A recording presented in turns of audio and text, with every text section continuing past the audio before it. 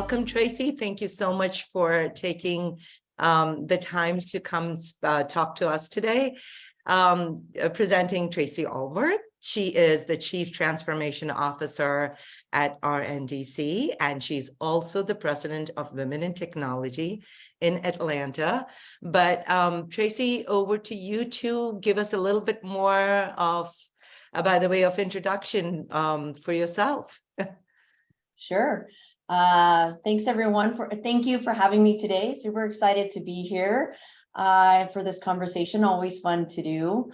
Let's see, as far as my background, I have been in the, let's say I started my technology career over 25 years ago and started at companies such as Hewlett Packard, did some consulting, was in telco for a bit, always in the business process, business solution, kind of application data side.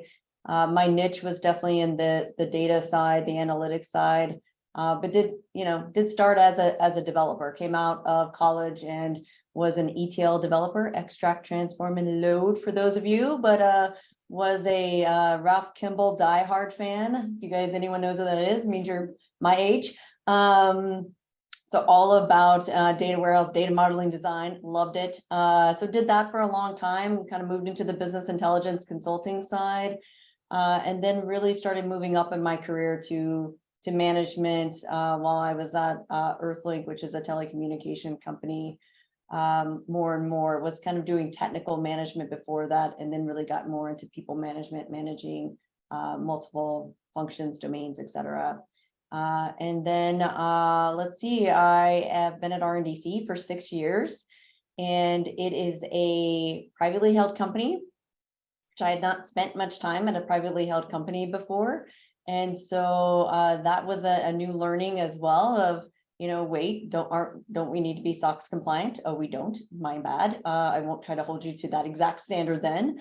And so that was a fun learning too on the, just kind of coming here and learning a new industry. I've kind of prided myself in my career of being able to transition through different types of industries and learning those, whether I was in a consulting role or whether I was a full-time employee at a brand new career. This has been a brand new industry. This has been a new industry for me. The alcohol beverage, it's a real fun one. I mean, you get to talk about wine and spirits. What's not to love about that? Yeah, of course. So cheers. yeah, and now, yeah, exactly. And now I started here in the technology, leading the technology development and support organization, and have since moved into a transformation role, really looking at end-to-end programs and initiatives that are really going to help us achieve substantial growth. That is quite a path. I mean, that in itself, I can see having so many challenges, like forget, just the challenges of being a woman in technology, but just navigating, everything from, like you said, ETL to working in a telecom industry. And then I believe you also moved from Colorado to Atlanta, changing states and, so I know you have a lot of energy and you love challenges, but really, how do you, as a person, how do you really adjust to all of these different things? Are there some really, something that you follow like in your head, as in like, okay, I just want to try this new thing, or is it something that gets dropped in your lap and then you just try to adjust to it? How do you do this? I would say it's a little bit of everything, right? I would say one is probably just by nature, I am someone who loves to solve problems. So I will seek out, I would say even before transformation was, a kind of key word, I would say I was always in transformative roles of how do we take manual processes and automate? How do we, really think about, how do we use, not just dump a lot of data out, but how do we actually give folks insights? And so I would say that figuring out like taking a bowl of noodles and trying to figure out what in the world to do with them, that's kind of always just been kind of where my curiosity goes is, kind of trying to understand how to organize them. So I would say that's a little bit of nature there. I would say how I, manage that is certainly agility, being able to flex my own style, because, I will want to zero in on something and just get it done. And life doesn't usually work that way, whether that's life at work, whether that's your personal life. So figuring out how to prioritize and figuring out kind of what the, I always refer to it and I get grief for it, but the long pole in the tent, what is the work that you have to start, sooner in order to not hold up anyone else or hold up other work, is certainly one way of kind of managing it. I would say from work and life, it's day by day. It's just, what do I absolutely need to get through today? And how do I, move this, tomorrow? What are the things I need to set up for today to have a smoother tomorrow?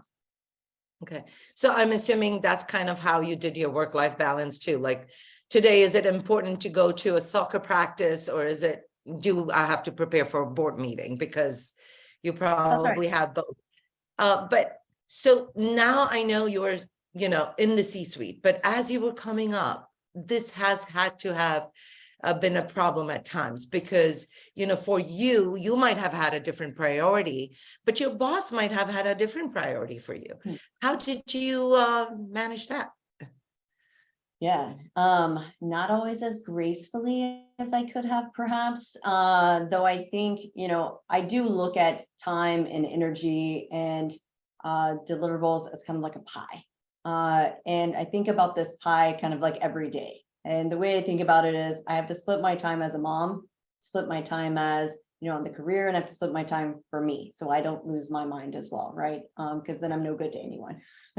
And so every single day it's, okay, did my son have, some type of commitment, whether that's a doctor's appointment or, soccer or something I need to be at, and how do I flex the other two areas to allow more time in the day for what he needed that day versus others. To your point, it doesn't always work and there were times in my earlier part of my career where I had very demanding bosses who did not flex at all, did not understand that I was a single, mom trying to raise a child. And, I actually have to leave right now or the daycare center is closing. So, there's just no options here, right? And so I think being able and having to learn how to set boundaries, not always doing a great job at upholding them, which is why I would say it wasn't always graceful. But I would say that learning boundaries and for myself, only you can set your own boundaries. And so I think for me, learning how to say, listen, on blocking my calendar on these days, I'm on pickup. I have to pick my son up. I have to be there no later than 5:30. He would really prefer me to be there at 4:30. So he's not the last kid waiting in the daycare line. He was very sensitive about that. And so, me setting those priorities and flexing those times on certain days, but really it came down to intense scheduling as well. And then setting those expectations with my boss and being very upfront around, these are the days that I need to leave at this time. I'm happy to, I know you've got this critical board meeting I need to help prepare you with. I'll get back on once my son goes to sleep. I'll make sure the presentation is ready. Any questions you've had, I've answered, so that when you wake up tomorrow morning, you've got everything you needed. So I think just balancing those pieces, but really kind of flexing the time and the schedule that worked for my schedule, as well as making sure my boss felt he had what he needed to be successful as well. Thank you for saying that, because especially saying that it wasn't always graceful, because I think as women, we take so much upon ourselves and we feel the need to be perfect at all times, right? In every aspect of what we do.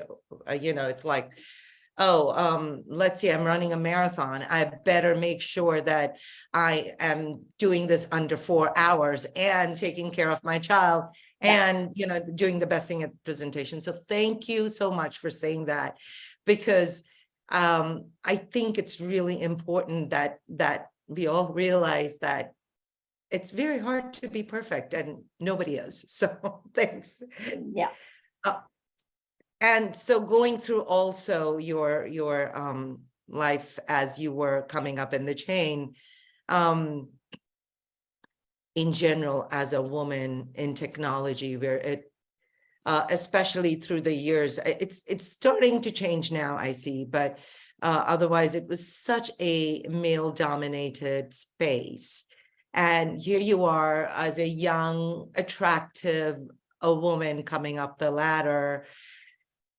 I am sure you were in uncomfortable situations. And if you can talk to any of those, how you manage those at that time, would you do things differently now? That would be very helpful.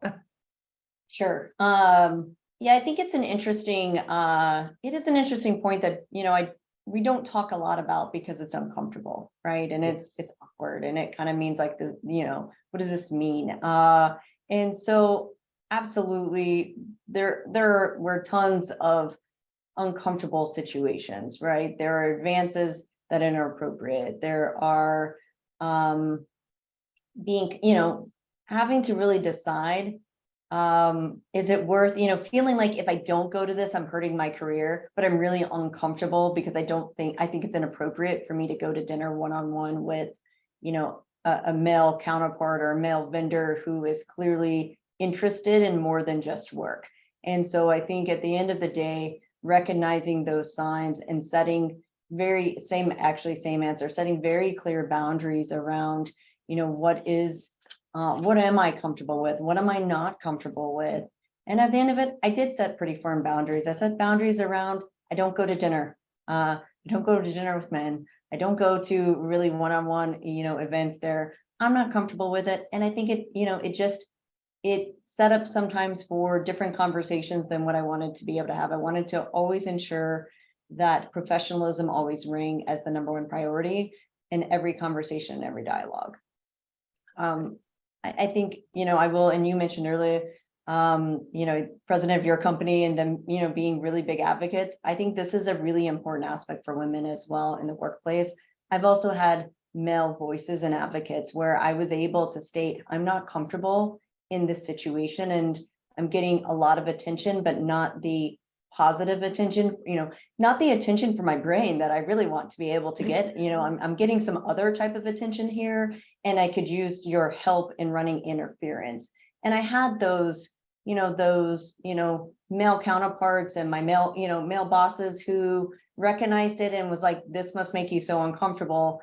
I'm going to step in. I'll now manage this relationship. I'll now manage XYZ. So I think it goes to also, we don't have to go at it alone. We need to use our networks. We need to use our male counterparts. In some cases, we need to ask for help. We need to ask for advice of how do I de-escalate some of this behavior as well. Because obviously I'm just going to work and I just want to do a great job. I want to be able to demonstrate that I know what I'm talking about and people do respect me, not for my looks, but because of the output and the conversations I'm able to have. So I was at an event recently, and one of the panelists, one of the women that was on the stage, she said how she had gone to an event and she had given this great presentation, a very technical presentation. And she asked, if anybody had questions, and she says, would you believe it? There was another woman there. At the end of it, she comes up to me and she says, oh yeah, all that you said is great, but your shoes, they're really nice. Where'd you get them? And she's like, I felt so bad that there's another woman who has completely ignored what I just had to present. And all she wanted to talk about was my shoes. So yeah, it's, I guess it doesn't come just from, from men, right? We actually, as a society, have this notion, and we kind of need to get over it. But that brings me to, one of the topics that I wanted to touch upon today is influencing people, right? I know that you have, and you're also president at Women in Technology in Atlanta, which has to be a position that is very influential.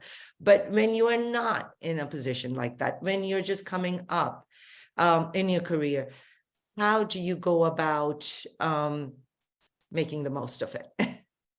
Yeah, I would actually say that learning the skill of influence starts probably very young. It probably actually starts in childhood, actually, when you are trying to figure out how to get your mom or dad to kind of buy you something that they really don't want to buy you, right? You start these, selling tactics, right? Of like, okay, if you do this, I'll clean my room, right? And so you start figuring out these strategies, right? Of kind of what matters to her and how am I going to be able to kind of move the needle here. The same is true when you're entering in the workplace.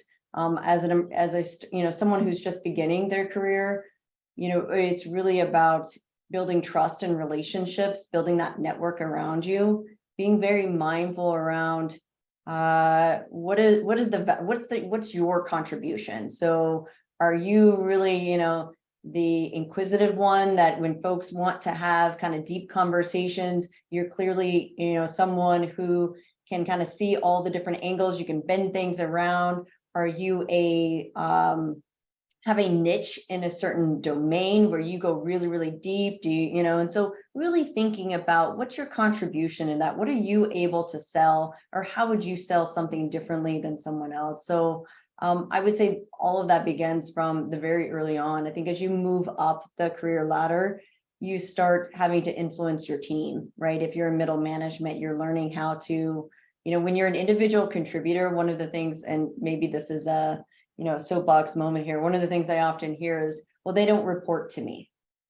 And one of my early, lessons from, someone I worked for is, yeah, good leaders don't need a direct line in order to actually sell their ideas and actually to make changes. It's the power of influence. So it's whether or not you're able to influence your peers. Can you influence folks that you need kind of to get inspired about the work? You need them to get on board. Can you influence them in order to, motivate them as well? And that's a really important distinction, is that when you come into people management, just because those folks work for you, if you're having to use authority to get there, you're kind of missing the point of people development. People development is about, really unearthing the value of those folks. It's really about kind of figuring out what makes them tick. It's really matter. And so I would say early on, focus on, are you able to tell a concise story, a very passionate story? Are you able to sell your ideas? Are you, are you consulting? Are you providing, counter thoughts? Are you contributing new ideas? Are you providing new solutions and innovations? And are you collaborating? Do you have do folks like working with you? Because here's the, other fun things. It's not so different from a playground. If folks don't want to play with you, if you're the mean one on the field, people don't want to listen to you. And that shuts down a lot of communication as well. And so really being very mindful about, developing those relationships and ensuring that it's a two-way street. I have some suggestions here. What would you do about this? So offering, seeking advice as well as giving inputs on both sides. So influence for sure. Every level of my career, I have done it sometimes much better than others, but at the end of it, it's all about how do you pitch your ideas? How do you sell those? How do you get folks to kind of want to work with you and want to kind of find new ways to solve complex problems? Have you ever come across a situation where you are precisely trying to do this, but there is let's say, coterie of people who are like, she's just a woman, I don't need to listen to her? So I think that this happens for lots of different reasons, right? This happens for 100%. I mean, short answer is absolutely, right? Whatever the reasons are, it doesn't, in some cases, it doesn't really matter. It doesn't matter why they're refusing to hear what I have to say or to be open to like new ideas.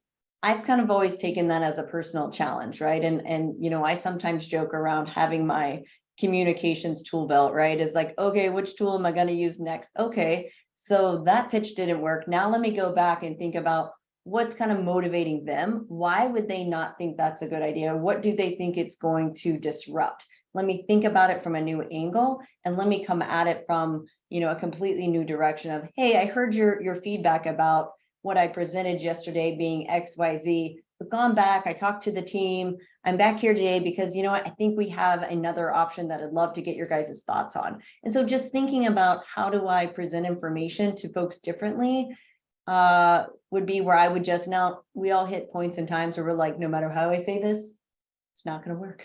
No, no, and very sometimes, true. yeah, Just another follow-up question on that, Yeah. right? So this is when you're trying to talk, but what happens when they don't even seek your opinion, or you're not even having a seat at the table? How do you, and I know you just said communications tool belt here, so I'm kind of trying to reach into it and see what other things I can get from you here.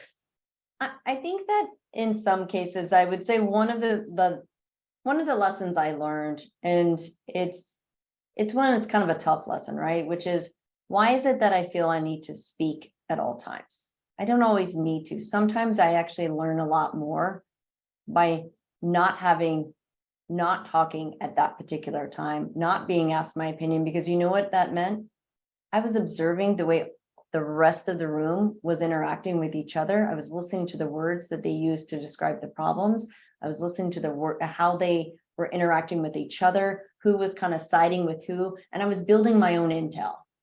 And I think this is a really powerful step for women to be very mindful of, is that don't always take offense by, well, they didn't ask me for my input.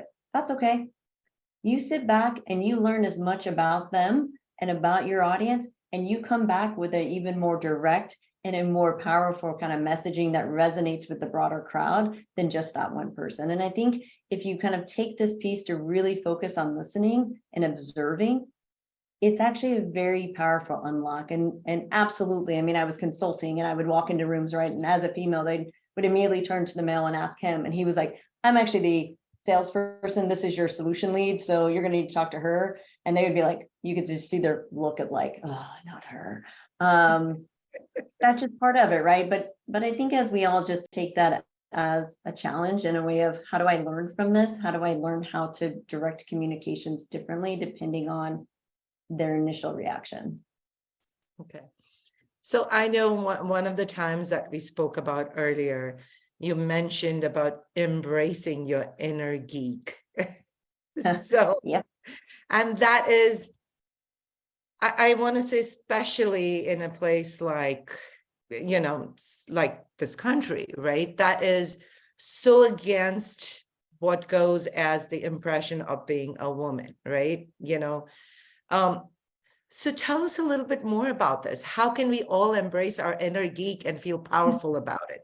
I mean, yes, we have you to look at and we see where you are, and that automatically makes us feel good, right? But tell us a little bit about embracing your inner geek, because we all want to secretly do that. I thought about this question, and I thought about kind of embracing my inner geek and kind of what was the impetus for that. And at some point, I kind of think it was, I was just too busy to care. And I was just needing to get work done, to get, time with my son. I had my small group of friends who were, frankly, all a mix. And most of them, I'm the geekiest geek that there is in that group. I've got friends and they're like lawyers who are a different kind of geek, and we're all fair, right? Like they're different, they're specialized. And so yeah, but I think it's finding your network. I think it's getting comfortable in your own skin. I think it's confidence that sometimes takes some age to really get confident and be able to find your voice, and being able to be like, yeah, I'm self-deprecating anyways. I'll make fun of myself all day long anyways. I have found that humor is the only way to get through basically most of life. And so at the end of the day, yeah, if you want to, we want to have some laughs about what my supernatural books I read, let's do it, right? My dystopian worlds, let's do it. I am like super geeky. I no longer wear my glasses full time, but I will pull them out for you if that helps you kind of translate me to that, geek view. But at the end of it, I think there's just not enough time to be anyone but yourself. And I think, for me, it just became relevant that my success was tied to my love of learning. And I would sit in a classroom literally, if someone would just pay me to go to classes, I would love it. And I'm good with that. I'm good with continuous learning. I'm good with being challenged, and I read for my fun, and that's just that's my piece. And that's something that you would also mention to just people in general, that the continuous learning part is something that has, I'm assuming, really helped you through your career, because you're constantly, learning new things, I guess. Yeah. Well, and I think continuous learning is, whether that's on a technology track, whether that's on soft skills, whether that's on management and leaderships. I mean, it spans all kinds, or, just self-reflection. How do, I think a big part for me was learning how to take a step back and really criticize, how well did I do in that meeting today? Yeah, I got a little fired up in there. I might need to bring that down 5 levels, right? And so, folks might not have been perceptive to, open to my ideas, because I have so much energy, as you've mentioned, right? Like sometimes I have to bring down my energy. I love it. I just love it. I think I'm surprised you don't like teach classes in the gym, because that's the kind of energy you Oh my got. gosh. Like, If only okay, I could everybody apply come it. with me. Yeah. If only I could apply it to my workout regime. I'm like the person at like 5 a.m. who's like one eye barely open, like, okay, Peloton, let's get our workout on. But I'm no begrudging it. See, that's why you need to start teaching, because then, you have to be there and you have to be all fired up, and you're bringing everybody else along with you. Yeah. So actually, I did want to talk to something along those lines. Recently, actually, just this past week, we were meeting with somebody in the C-suite at a big company. And one of the things he said was that ever since he hired this fantastic woman leader in the C-suite, he found that it was easier to have more. He just was like, it was organic how the company demographic changed, because there were so many more women. And I actually asked him, like, did they have to work towards it? And he said it was just hiring this one person. I guess women look at the company and they see, all right, there is a woman in this role, and that makes them more comfortable to apply and want to work there.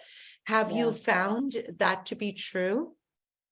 I absolutely, I think that that's true, but I think that there's another dynamic there, which is, whether we like it or not, right? There's unconscious biases, we all have biases, right? And I think we hire like for like, whether we want to admit it or not.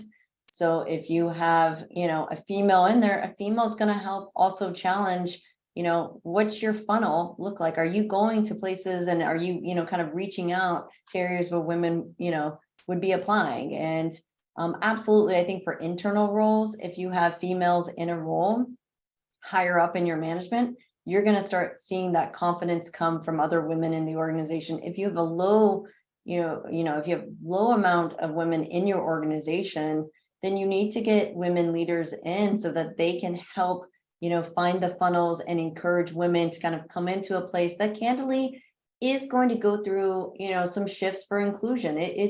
It's not easy, shifting, and I'll use extreme examples here, from a male dominated locker room to a shared, locker room when women, not all want to talk about sports, right? That's not of interest to all of us. And so how do we ensure our conversations are, inclusive, and we're asking, more about, the weekends and the barbecues, not about that one game in every meeting, and so, there is some transition that takes time for women to get comfortable being in the workplace as well, and seeing it grow and mature. Okay. Okay. So I know we are kind of coming close to our time. So I just want to make sure that we have enough time to take questions from the people who are here. So Kristen, if there are any questions that that people have, please let me know, and I will bring them the way of Tracy. But Tracy, did you want to tell us a little bit about the Women in Technology in Atlanta? what the chapter does. I know you're president. What are you guys doing to attract more women into technology over there? Let me just start with love women in technology. It actually combines two of my passions in life, which is one is around how to, development for children and kind of getting education and making sure that there's fair education, and this is specifically focused on young girls. So WIT has amazing programs that really, we refer to it as they help kind of attract and retain girls in the classroom all the way up for women in the boardroom. And so it's how do we support women on their journey, their professional journey as well. I think this is a really important aspect, as myself, as someone who, at one point in time was a single mom trying to manage work and life, figuring out how best do I balance these two. And what should I do for my next step in a job? Is that going to be flexible enough? Is there someone else I can speak to? Because I'm not sure if I should go after this bigger job, because I don't think I can work any more hours and still be able. And so I think really being able to have these types of programs that support women where they are in their journey, like I said, whether that's on the education side, whether that's on the professional development side, or whether they're seasoned executives who are looking for new opportunities to even out the playing field in some of the boardrooms. I think all of those are really important programs. One of our biggest programs is the Single Mothers Program, and it is, if you do not know about this, I highly encourage you to go out and check out this program. It is phenomenal. It impacts 2 generations of, it takes, women who are single moms who are living in poverty today. It trains them at Emory. For those of you who don't know Emory, it's one of the top schools in the state of Georgia. It gives them a cybersecurity certificate. It gives them classes on working in corporate America, really gives them a mentor, and it helps them find jobs. So they get this certificate and it pulls them out of poverty. We have these women who are graduating from these programs. Them and their kids are now living, here in Atlanta. They have a, corporate role. They have the support of those corporations and, a mentorship to help ensure that their transition into this corporate world is as smooth as possible. And the coolest part about this program, they're freaking excelling. They're killing it. And we have a deficit in women and getting women into the workplace. And this is a brand new funnel that is just phenomenal. So love the programs at WIT. And like I said, if you're not familiar with it, certainly look it up on the good old Google there. I am going to do that. I'm assuming that they are in other states too. So WIT is predominantly right now just in Atlanta, just in Georgia. Yeah, the Single Mothers Program. Yep. Okay. Because I can actually think of a couple of friends who could really be helped by that program. So, but they're not in Atlanta, but we'll talk. And I can get pointers from you. I do have a whole bunch of questions over here. So I'm going to get on to it. So for a company that started in the 19th century in the alcohol industry, both digital transformation initiatives and having women in leadership are quite a break from tradition. How do you manage these twin challenges in face of the cultural baggage that a 100-year-old company might have? Any anecdotes that we could learn from? The way that I would describe it, and the anecdotes from that. So what I would tell you is that you can't be always in a hurry for change. So when I started here at RNDC, I was leading the technology side and, around our digital transformation, trying to introduce the concept of e-commerce to, candidly, not just a company, but an industry that did not believe that e-commerce would ever have, any type of kind of roots in its industry. And so what I would say for that is, it took, and it still, right, in order to change a culture of that, believe, and it is extremely powerful to have relationships as the core of who we are, the core of the industry, but that the digital enablement doesn't take away from the relationships, but you got to kind of build that trust and build that confidence over time. And so I would say, I refer to it sometimes as seed planting, where I drop some seeds, I come back later, I kind of water them, try to see if they get any sun, and you can't be in a rush. Flowers are going to grow and when flowers are going to grow. And so I think we laid out that transformation roadmap. We made steady progress, incremental change, but we also had to match our industry as well as our organization where they were at on that transformation journey. So no really easy answers there, just really aligning where the culture was with where we were trying to get to and mapping out a path, an incremental path that could get us there.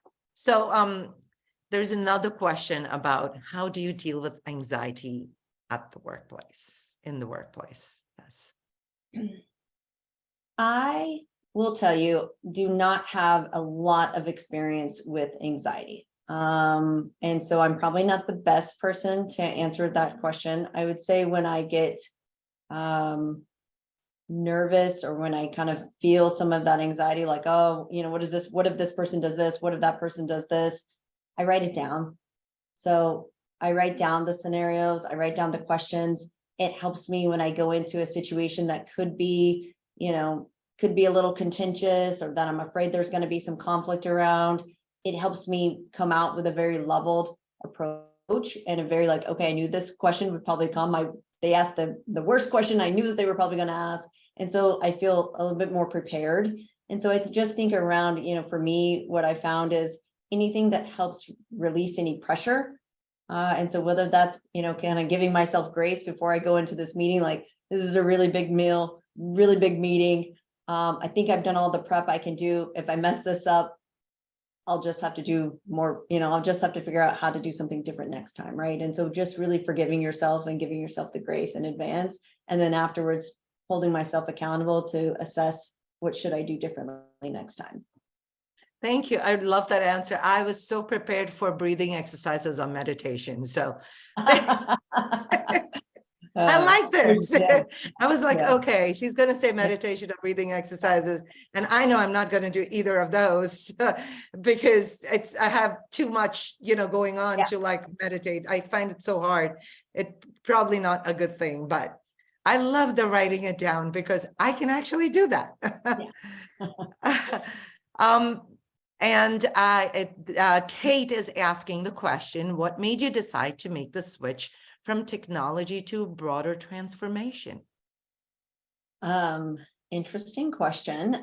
Good question. I think when I really stopped and took a step back to look at my own career path and what was the type of work that was bringing me joy, that I was really enjoying doing. And at the time I was in a commercial role and I was standing up an e-commerce channel. I was, dealing a lot with digital strategy and concepts and the what if really kind of roadmaps and kind of what our strategic future could be with the company and how we'd match that from, an enablement, but really a lot more on the business side. Where does the business need to go?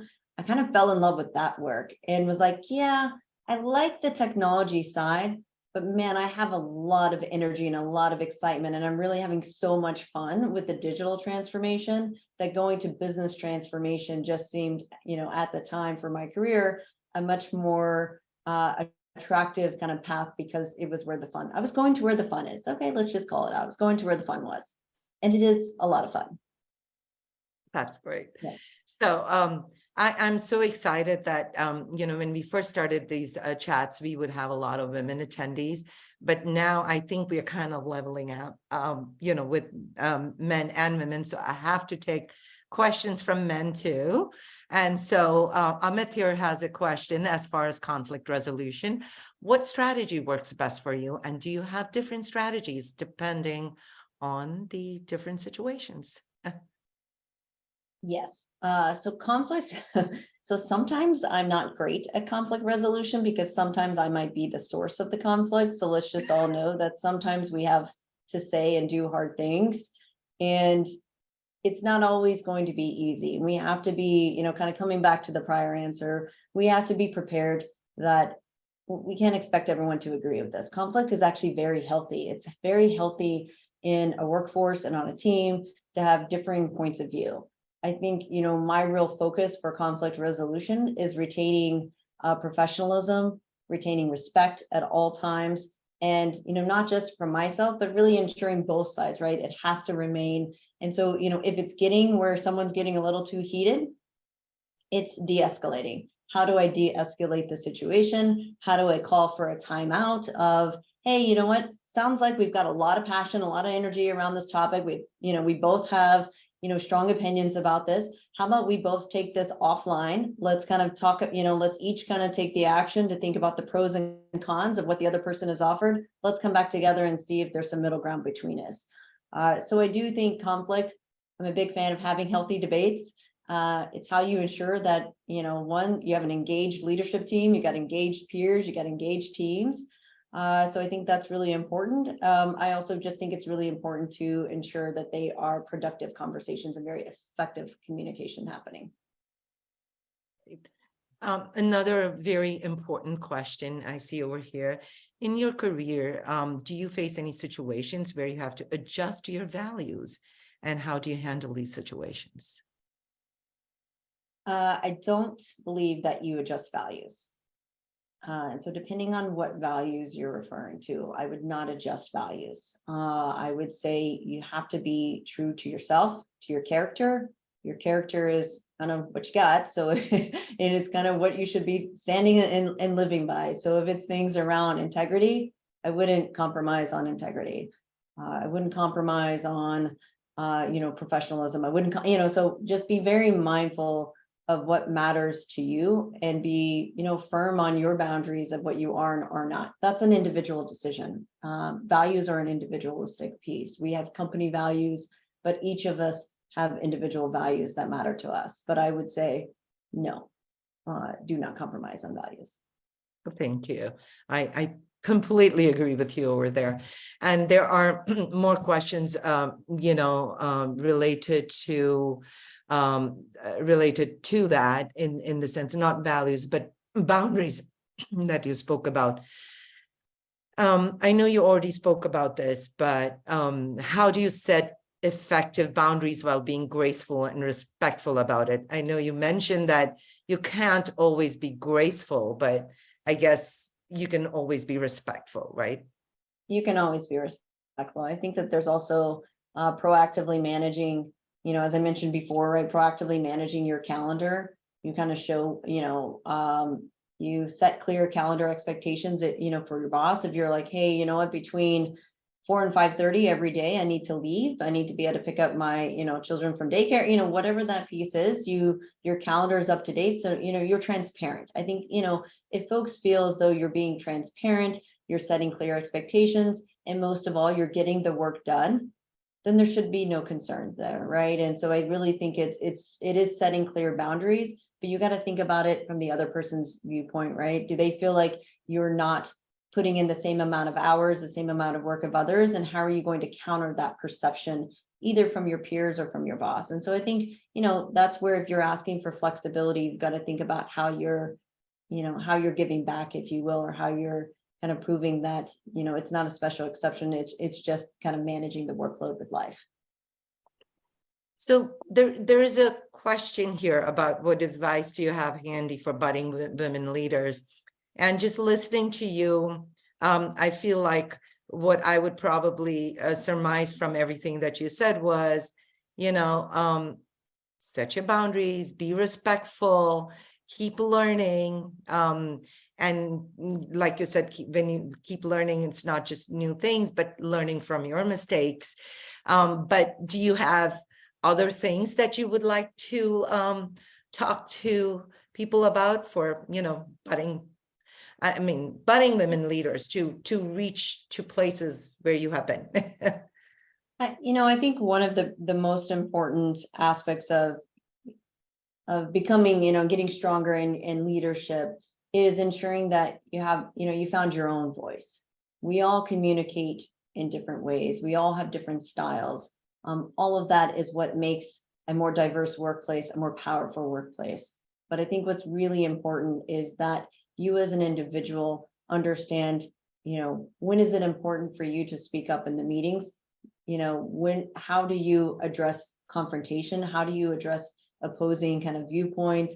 And having the confidence and knowing that you have the knowledge to support you, or the experience to support, whether you're agreeing, disagreeing, or you're, adding counter thoughts. But I think really finding your voice and being very confident and very, very poignant about when you're using your voice is, something else I would add. Okay. I really like this question. And I know we are running out of time, so I kind of left it for the end here. So can you talk a little about personal brand and where might be the best place to start?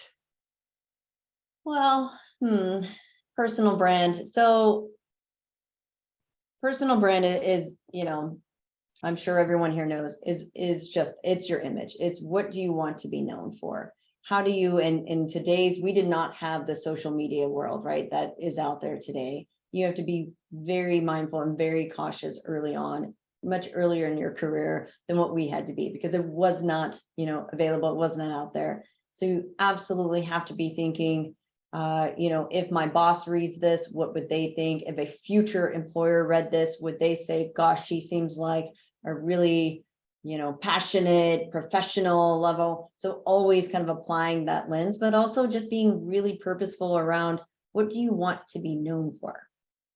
What do you want your voice to be, whether that's out on social media, whether that's when you walk into a room? What is it that you want folks to remember about you? And I think that is, when we think about our brand, that is an important aspect, because if not, you could go down a lot of different rabbit holes and you could just confuse your own brand, right? And trying to be too many things. So I think being very purposeful about, what mark do you want to leave behind? What mark do you want people to take away after meeting you and after knowing you for a long time? Thank you. I love this. There is one more question. It's actually from Susie. Susie, she says, one thing I really enjoyed talking about with you was how you face challenges and risks without giving into the fear of failure, such as taking on a completely new role. Can you share a bit of that with us, since that really resonates with me and my fear of taking on challenging roles? Yeah. So this is one of those, and you mentioned it earlier, was around, we have a fear of failure. We have a fear of not being, if we can't be perfect, we shouldn't do anything at all. It's actually one of the, some of the observations and why women don't always apply for positions that they're certainly qualified for. If they can't check every box on, the qualifications list, they're like, oh, I guess I better go build my career, build my resume up for a couple of years longer. Yes. Instead of really saying, well, okay, I have 90% of what's on this resume. I can absolutely own this, and I can learn the rest. My aptitude is there. And I think some of this comes with confidence as well. And as we get more confident in our ability to learn and to take on new challenges, 100%, this role I'm in, I've actually, my last two positions, I had never built an e-commerce channel before. I've deployed the technology. I've been the technology lead, but not the business lead. The transformation role was like, what does the transformation officer do? I had to go research and figure out what is transformation officer role and responsibilities. I think all of that could be very intimidating if we let it be intimidating. It can also be really fun. And it can also be like, I love learning new things. Wait a minute. I get to learn new things. I get to practice new skill sets. And how do I flip the coin on that? I think we could absolutely be overwhelmed with, people are going to be expecting it. You start putting other people's pressures on yourself. And I think kind of building up that wall to say, wait a minute, this is a brand new job. Those who have hired me into this role know where I've come from. And, I'm absolutely open about the aspects of my role that I am learning and I'm trying, and I'm asking for feedback and guidance along the way. And I think as long as we remain open to that, I think it really does help minimize our own pressure that we are putting on ourselves and that we're allowing others to maybe put on us, even though I think most of the time other people don't mean to. It's usually our perception of what we think their pressures are. Great. Thank you so much. I have really sincerely enjoyed our conversation today. I might reach out to you later to learn a little bit more about your tool belt there. Yeah. So, but this has been extremely informative, and I really appreciate that you were very open in sharing everything. So thank you for that. Thank you for your time and wish you all the best. And I would love to hear more about the Women in Technology in Atlanta and see if we can actually duplicate that in California. So I will definitely be in touch with you and with Paula for that. But Sounds thank you great. very Thank you so much. And thank you bet. everyone for attending and the wonderful questions, and hope to meet you in person sometime soon in the near future, Tracy. Sounds wonderful. We'll talk soon. Take Bye. care.